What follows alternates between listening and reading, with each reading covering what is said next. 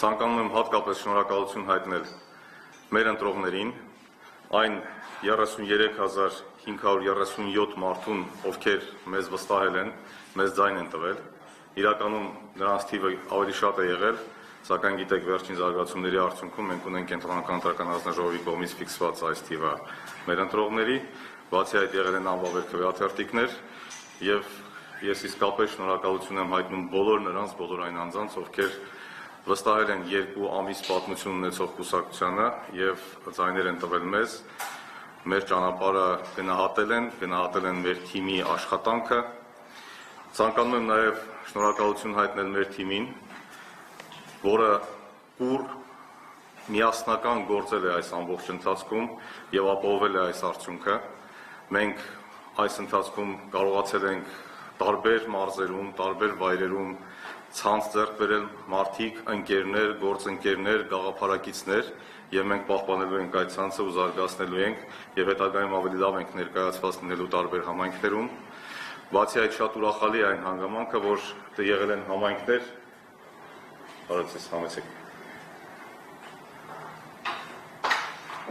եղել են համայնքներ, որտեղ մենք գրասենյակներ գուցե չենք ունեցել եւ ավելի թույլ ենք ներկայացված եղել, սակայն այդ մարզերից, այդ տարածքներից նույնպես ձայներ ենք ստացել, հետեւաբար նշանակում է, որ մեզ ամբողջ հանրապետությունում են հետևել եւ գնահատել են մեր կատարած աշխատանքը։ Հատկապես իմ շնորհակալությունն եմ հայտնում եւ շատ բարձր եմ գնահատում մեր դաշնակից եւ գործընկեր Շանթ Դաշինք կուսակցության գործընկերությունը մեզ հետ եւ նրանց աշխատանքը, մեր փոխադարձ ձևավորած կապը, իսկապես դաշնակցային գործընկերային հարաբերություններ ենք ունեցել Շանթ Դաշինք կուսակցության հետ եւ շարունակելու ենք այդ գործընկերությունը եւ հատկապես շնորհակալություն եմ հայտնում Շանթ Դաշինք կուսակցության ղեկավար Շահեն Հարությունյանին, ում հետ ձևավորվել են շատ լավ, շատ ջերմ ընկերային հարաբերություններ, ինչպես նաեւ նրանց ողջ թիմի հետ։ Մեզ միացած մյուս ուժերին, դրանցից ուզում եմ նշել առաջ արժանապատվության շարժումը, ովքեր մեր գործընկերներն են եւ նրանց հետ նույնպես լավ աշխատել ենք եւ միացած մեզ մյուս հասարակական կազմակերպություններին, որոնց հետ այս ճանապարհը անցել ենք։ Այսօրվա մեր քննարկումը եւ այսօրվա մեր ասուլիսը նվիրված է հետընտրական զարգացումներին, ինչպես արդեն դուք տեսել եք որոշակի դրվագներ Կենտրոնական ընտրական հանձնաժողովում եւ Կենտրոնական ընտրական հանձնաժողովի որոշմանը եւ հետընտրական շրջանին, ես հիմա ձայնը փոխանցեմ պարոն Դրմյանին, պարոն Դրմյանը ներկայացնի այն ընթացքը, որը մենք ունեցել ենք հետընտրական շրջանում եւ հետո կլսենք նաեւ ձեր հարցերը։ Պարոն Դրմյան, խնդրեմ։ Շնորհակալ եմ։ Հարգելի լրագրողներ, ես հակիրճ էքսկուրս կանեմ, թե ինչ է տեղի ունեցել հունիսի 8-ից, այսինքն ընտրությունների հաջորդ օրվանից մինչև հունիսի 14-ն ընկած ժամանակահատվածը մեր կուսակցությունը ինչ կոնկրետ քայլեր է ձեռնարկել վիճարկելու ընտրությունների արդյունքները։ Անմիջապես ընտրություններից հաջորդ օրը հունիսի 8-ին մենք հանդես եկանք հայտարարությամբ, որով միանշանակ մերժել ենք ընտրությունների արդյունքները եւ դրա որպես գործուն քայլ, որպես դրսևորում այդ հայտարարության հետևողականության, մենք վիճարկել ենք ամբողջ Երևան քաղաքի բոլոր ընտրատարածքային ընտրական տեղամասերում վիճարկել ենք ընտրության արդյունքները եւ խնդրել ենք վերահաշվարկ իրականացնել։ Գիտեք, որ Երևան քաղաքում վերահաշվարկի համար դիմում ենք ներկայացել բոլոր ընտրատեղամասեր եւ ընտրատարածքային ընտրական հանձնաժողովներ, այդ մասին նաեւ հայտարարությամբ հանդես եկավ Կենտրոնական ընտրական հանձնաժողովի նախագահը,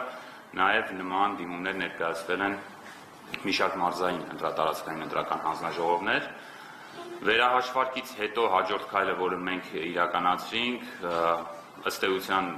17 ընդդիմադիր ուժերից 2 ընդդիմադիր ուժերն էին, Ուժեղ Հայաստանը եւ Միացյալ Թևեր կուսակցությունը, որոնք դիմում են ներկայացրել Կենտրոնական ընտրական հանձնաժողով, խնդրելով 101-րդ հոդվածի հիման վրա ընտրական օրենսգրքի անվավեր ճանաչել ազգային ժողովի ընտրությունները եւ նշանակել վերաքվեարկություն։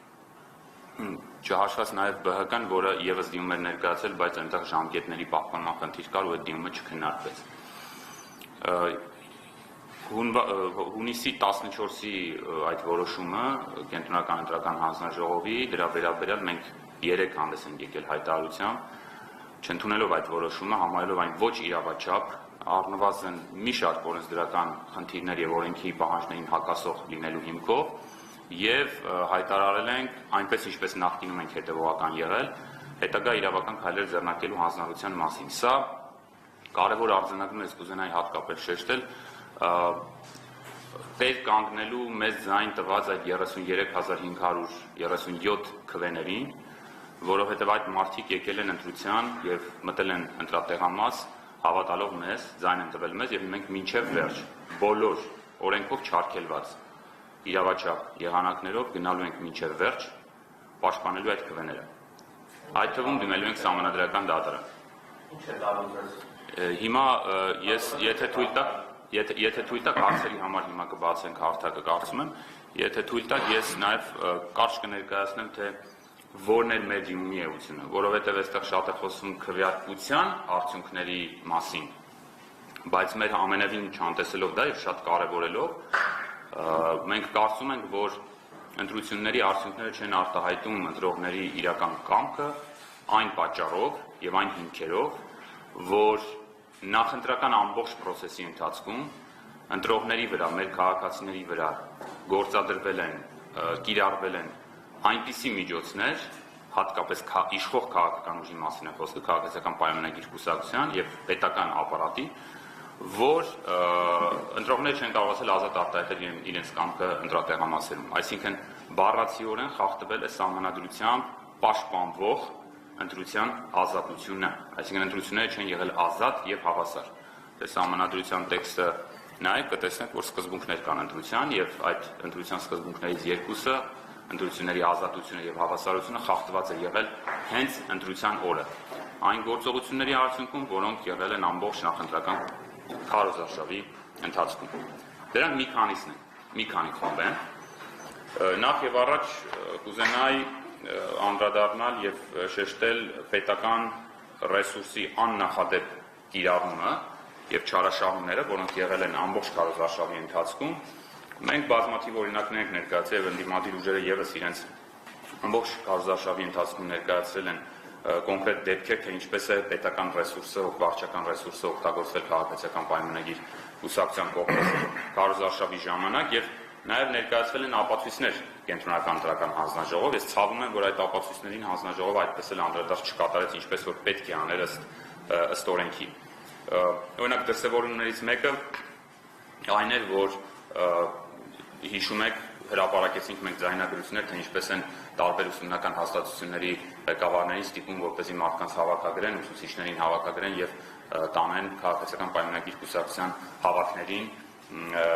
եւ դրա մասին հաղորդում ներկայացրեցինք մայիսի 18-ին Հայաստանյան գլխավոր դատախազություն, չունենք այս պահին որևէ արձագանք եւ ընթացք այդ գործի մասին։ Տարբեր համայնքներում եւ մոտ 2 տասնյակի հասնող օրինակներ են դարձյալ ներկայացել հանձնաժողովին, այն համայնքներում, որտեղ քաղաքացիական պայմանագիրը ավականի է ձևավորել եւ ունի համայնքի ղեկավար,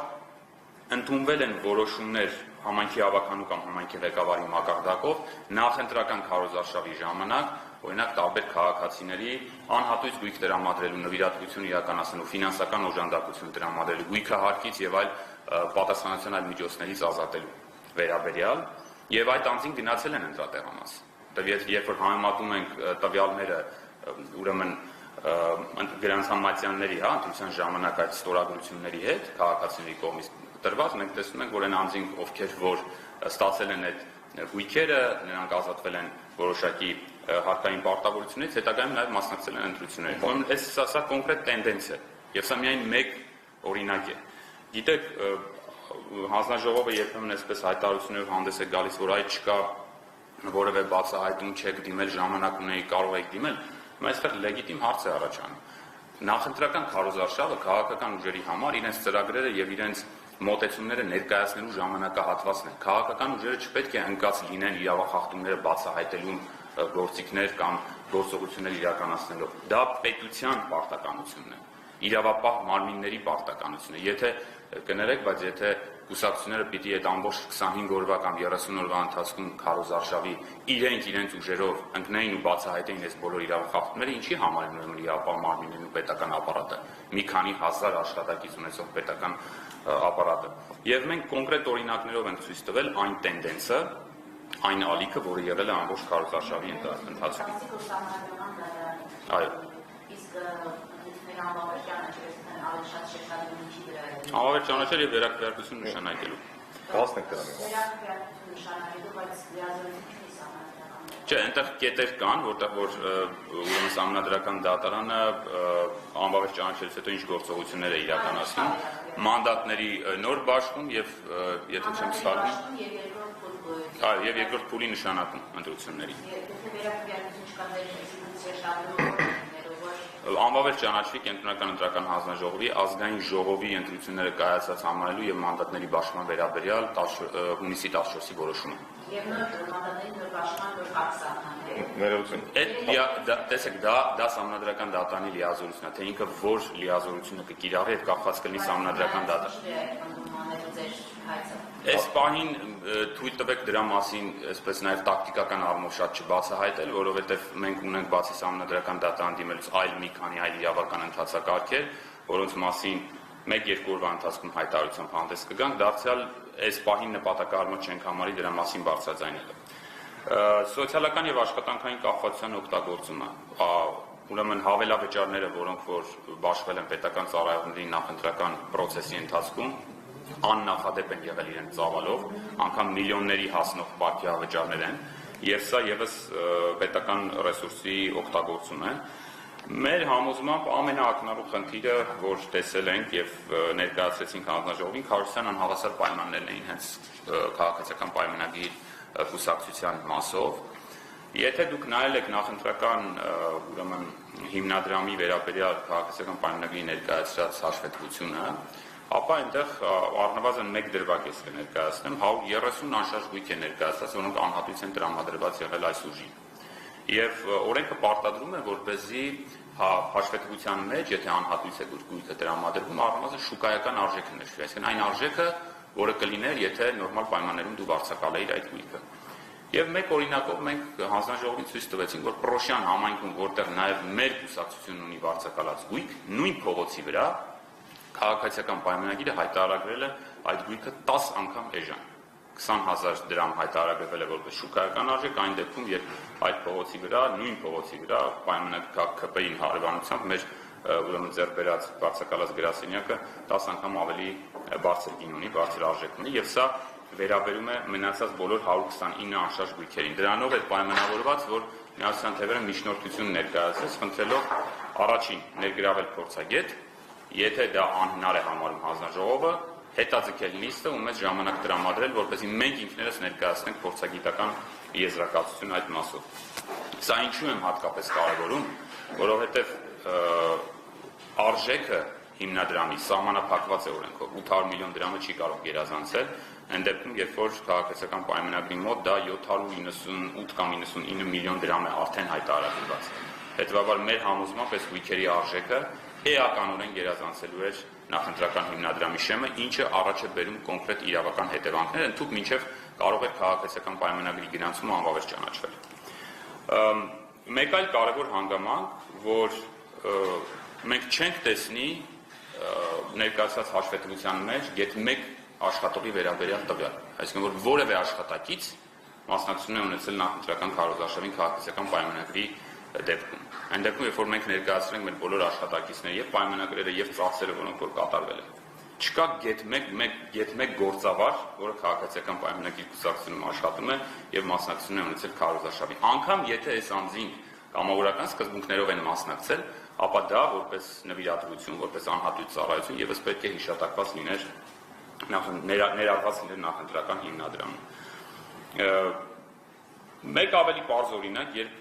կա արգելք բարեգործություն իրականացնելու, իսկ քաղաքացիական պայմանագրի առաջին համարը այսպես անսահմանափակ կերպով բաժանում էր հայտնի թխվածքաբլիթները, որը համարվում է սնունդ, սննդամթերքի անվտանգության մասին օրենքի, ինչն արգելված է կոնյակ, խմելու ջուր եւ այլն եւ այլն եւ այլն։ Փոքրիկ իսկ խախտումների դեպքում մենք մեր ուժը, օրինակ մեր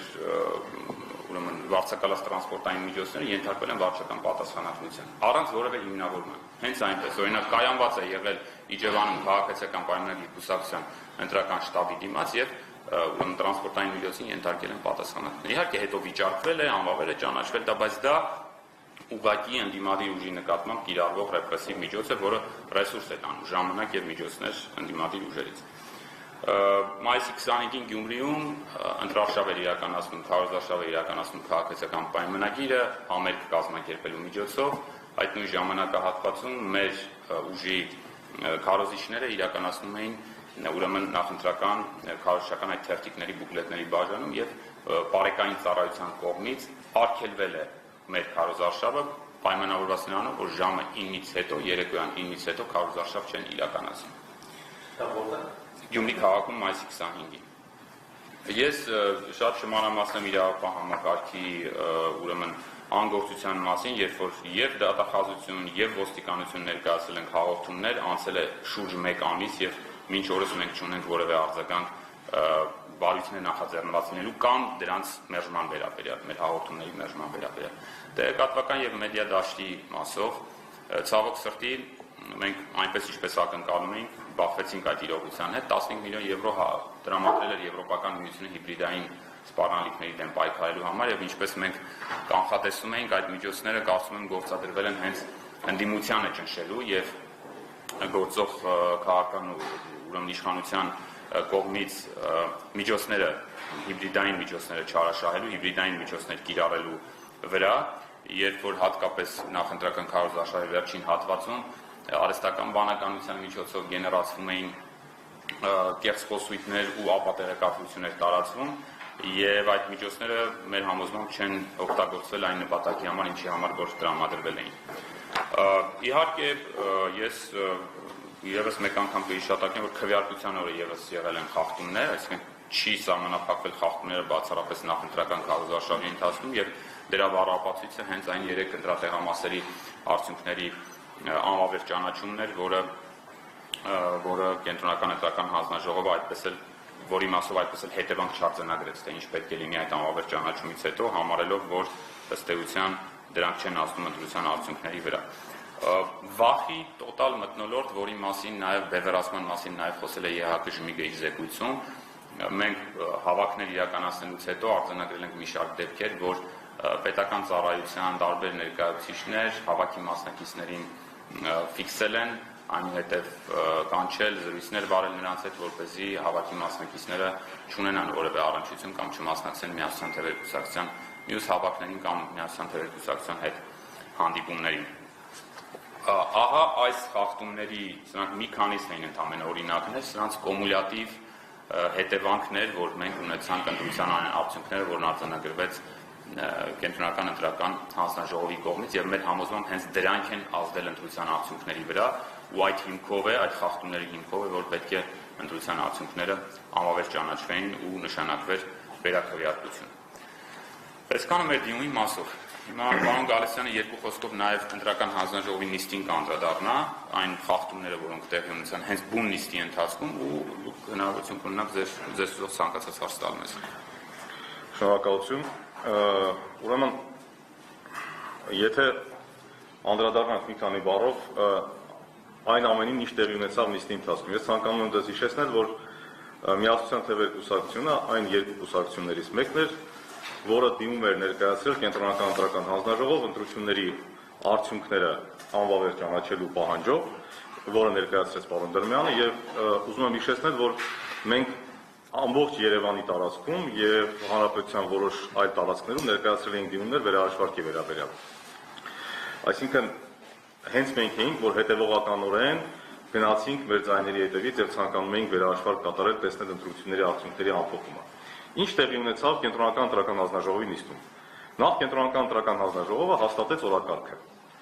Հիշում ենք բոլորս, ովքեր ներկա էին, օրակարգում հաստատվեց մեկ հարց։ Այդ մեկ հարցը ընտրությունների արդյունքների ամփոփումն էր, ինչպես եւ սահմանում է ընտրական օրենսգրքի 75-րդ հոդվածը։ Ուրեմն մեկ հարցի շրջանակներում պետք է կենտրոնական ընտրական հանձնաժողովը կայացներ 95-րդ հոդվածով նախատեսված որոշումներից որևէ մեկը։ Օրակարգի հաստատումը ինչքանով է կարևոր զուտ իրավաբանական կատեգորիա